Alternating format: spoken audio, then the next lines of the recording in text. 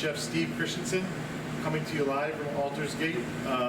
This is for the chef competition today, and I'm going to be creating a dish which is going to be an appetizer. It's going to be pan-seared sea scallops with a Jerusalem artichoke puree and a nice creamy English pea risotto. We're going to go step by step through the process, and then we're going to put the final plate up for you and let you guys judge and let you know and tell me what you think. I look forward to cooking for you today, and I look forward to you enjoying the recipes. Thank you. So right here, this is going to be what I use for my Jerusalem artichoke puree. Just using Jerusalem artichokes, or also known as sunchokes, is a very, very long task, so we have to, in the process. So I made my puree ahead of time today, which I have right over here, and you guys can follow my recipe, but this is my puree of nice Jerusalem artichoke puree that we're going to be used. This will be kind of like a starchy saucer today. This will be on the bottom of the plate. Also in there, I have some lemon juice, some Parmesan cheese, some roasted garlic, some fresh herbs, and a bunch of wonderful other ingredients for you today. And it's going to be finished with a little truffle oil, which I have right here for you. And we're going to put a little bit of that in there for some flavor. And then we'll add a little pinch of salt and pepper. Once again, with the recipes that I sent with this, you can see exactly how I made this, but I just wanted you to see what it should look like, and you'll get to see what it will look like on the final plate. Next, we have the risotto, what I'm going to prepare for you today. As you can see right here, the risotto, the English risotto, this is the base for it. This is Italian style arborio rice in its original form. What I did today, since I would be cooking for you, I kind of tried to prepare this as if I was on the Food Network. So I blanched my risotto ahead of time. This is what blanched risotto looks like. As you can see, it's a little bit cooked. I just blanched it with a little bit of olive oil, some onions, and a little bit of white wine to start, because I want to do most of the cooking and finish the process in the pan with you today. So as you can see, I've started my risotto, and we have it right here, and it's really, really good. It's starting to come up to a boil, and we're going to make it really, really creamy. As you can see, I've added a little bit of chicken stock to it, and since the onion and the white wine are in there already, we're just going to let the cooking stock cook it down and really start to take on some of the flavors.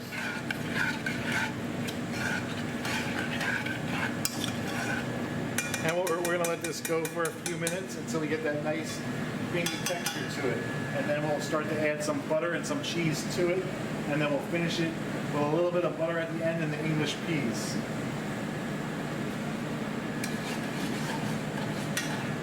The one thing I love about risotto is once you get the process complete, it's such a process that, you know, the end result is just so amazing and such a great result that you really makes it that much enjoyable, more enjoyable.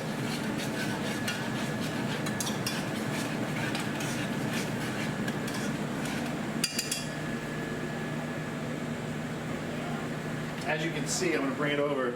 As you can see, it really starts to get nice and creamy. It's got that nice viscosity going on in it. It's really starting to get buttery. We're going to start to mount it with cheese very, very soon. But before I add cheese, I'm going to add some butter to give it a little bit more of a creamy texture now as it's coming to a simmer. And that's going to make it like velvet.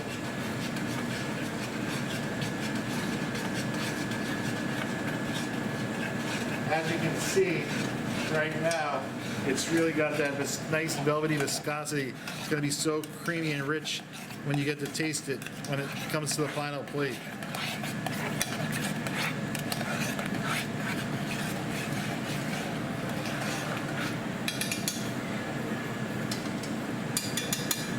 I'm now going to add some cheese to it to start to thicken it back up. This is grated Grana Padano. It's one of my favorite cheeses, and it's just a nice Italian hard Parmesan. It just gives it a nice, really rich flavor. So we're going to add some of that to it.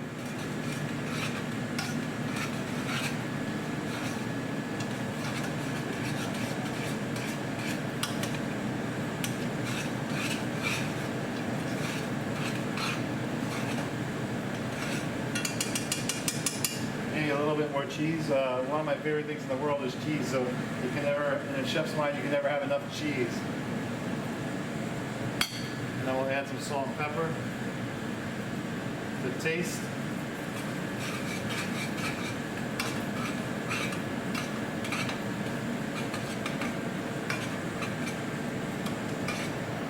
Now I'm going to finish it with some of my English peas, and I'll show you that in a second.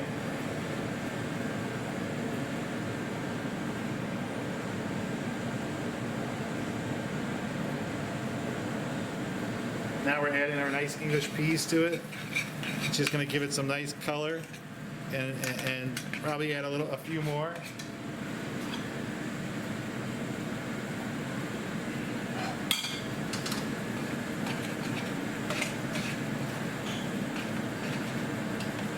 And as you can see, look at that nice creamy texture it's got to it. It's got that velvety consistency, which just makes for a wonderful risotto. And the last thing I like to do with my risotto is just actually for taste. This is a local olive oil that you can buy. I believe in everything is possible local you can go. They actually even sell this at Target. It's an extra virgin olive oil, Georgia olive oil. We'll just hit it with a little bit of that. That'll just bring out the richness of the rice.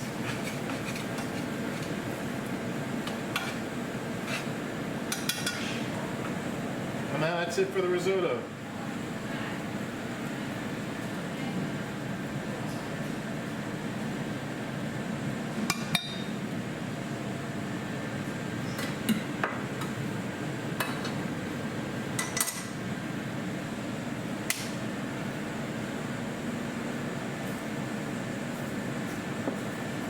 Next part of the dish is we have these beautiful U10 sea scallops that I got from our local purveyor inland.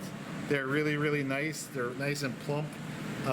For the appetizer, we're going to use 3 of these today, but I just wanted, since they were so nice, to really show you how beautiful they are. What I then like to do is, I really love to season them up really good.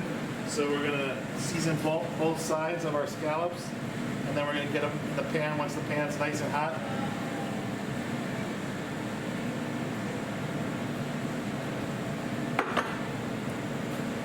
We're going to go in the pan right here, put a little olive oil.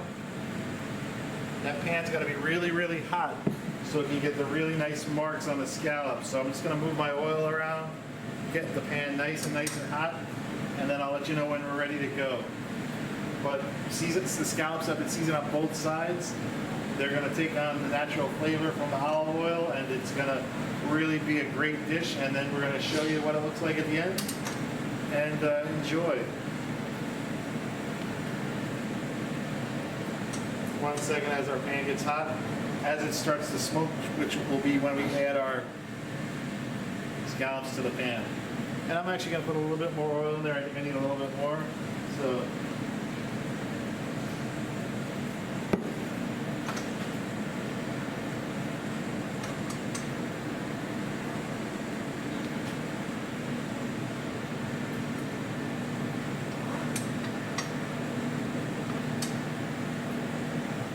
The pan's getting nice and seasoned. We're looking for that nice smoky heat. Now we're going to put them in the pan. As you can see, it's nice and hot. They're going to get that nice sear. You can see it coming up.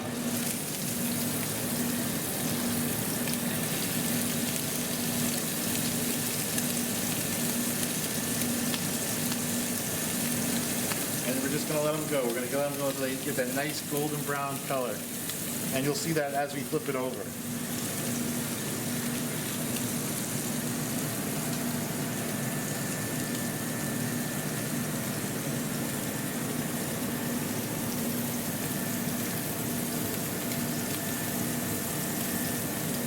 As I told you before, I'm a big fan of butter, so I'm going to put a little bit of butter. And what the butter will do is the butter will give the scallop that buttery flavor, but at the same time, help it give it some brownie process. It's like I was taught when I started cooking. You're bathing the scallops in butter. You're bathing them in butter, like taking a bath in butter. There we go. We're letting them go. We're letting them go. You know, and what you do in a professional kitchen is you even like throw some of the butter over the top and give it some flavor, some richness. So we're going to be doing that. Give it some of the brown butter over the top.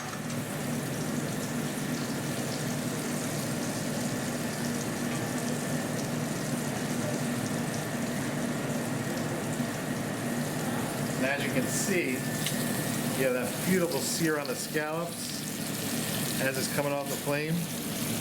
That's all because you let your pan get hot, and all because you let the pan do all the work.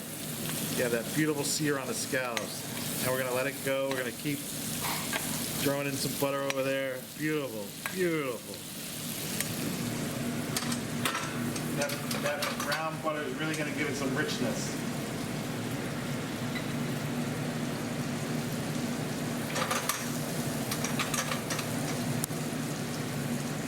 And I'm just going to let them go until they're until they're perfectly done. They have a little bit of ways to go. Once you can see on the side of the scallop, once it starts to become less translucent, it starts to get done. It's still a little translucent, but once it's fully cooked, it'll start to be really have a nice white opaque color to it. So we're going to let those go for a few minutes, and then in a few seconds, we're going to finish and plate the dish for you.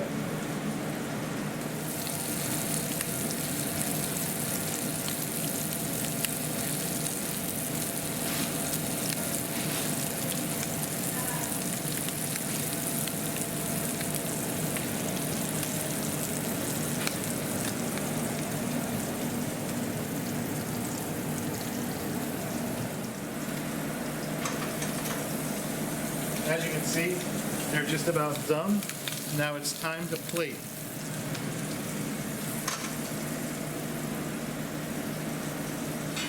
So this is our appetizer plate here at Aldersgate. So we're just gonna put our dish together like we would in a restaurant setting. So I'm gonna actually work right here so you guys can see the whole dish being plated together. So here's my nice, once again, here's my nice Jerusalem artichoke or sunchoke puree. I'm just actually gonna let the spoon do all the work. I'm gonna put some down right like that, and then let the spoon do the work. I'm gonna use the back side of the spoon and smear it through. That's a new restaurant technique that a lot of people use. I'm then gonna take our beautiful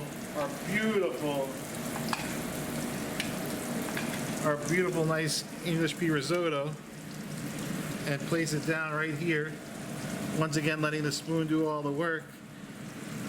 It's an appetizer, so it'll just get a little bit in there. Right there.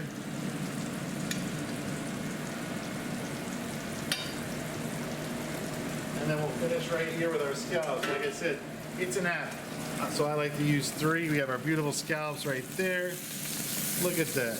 Beautiful. 1, 2, 3. Man, that's a nice dish. To finish it off, I went to asked the produce company what microgreens they had. One thing that would really go nice with these flavors, this is a nice blend of 2 types of cabbages and a little micro broccoli. So we're going to put this on here. It's just going to be a little nice garnish. We're going to just sprinkle it on the plate. It's just going to be a nice textural change, nice local to bring out the flavors in the dish. I really love microgreens. I think it's just a nice present on the dish. We're going to finish the dish with a little truffle oil over the top.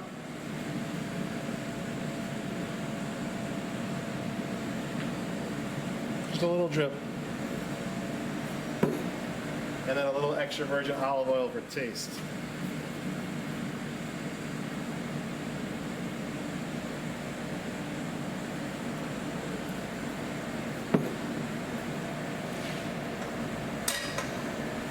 And there we have it, voila.